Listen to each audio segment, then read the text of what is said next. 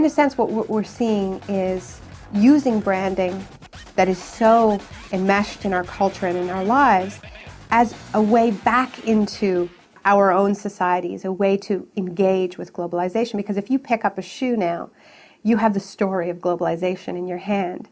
You have leather that was maybe produced in Argentina, shipped to the Philippines, produced by a Korean subcontractor that went through a Hong Kong broker that was dealing with a company in Oregon.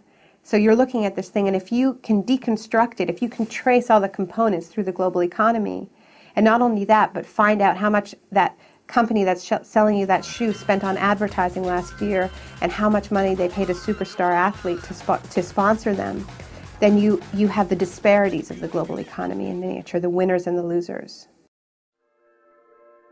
What we've seen in the past 6 years is an explosion of brand-based investigative activism, where you have campaigners that have peeled or looked behind the brand, peeled away the facade to see how the goods are produced.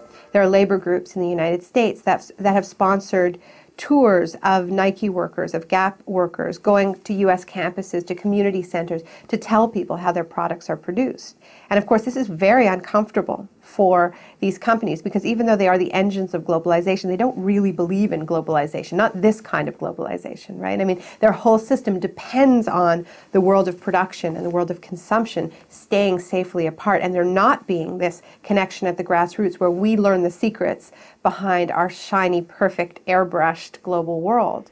So now these brands have become, in many ways, the most visible targets of globalization, so much so that whenever you see a protest, during a protest, there'll be a line of riot cops guarding the Starbucks, guarding the Gap, guarding the McDonald's. And this strikes me as tremendously symbolic, somehow, that they're guarding the facade, the entry point into the world of globalization. And what this activism is doing is it's putting them together. And it's going to the shiny facade of the brand outside the mall, outside the superstore, and saying, we know how your products are produced. That's what these campaigns do. They make globalization real. They say it's about the food that you eat, it's about the clothes that you wear, it's about the toys you buy your kids.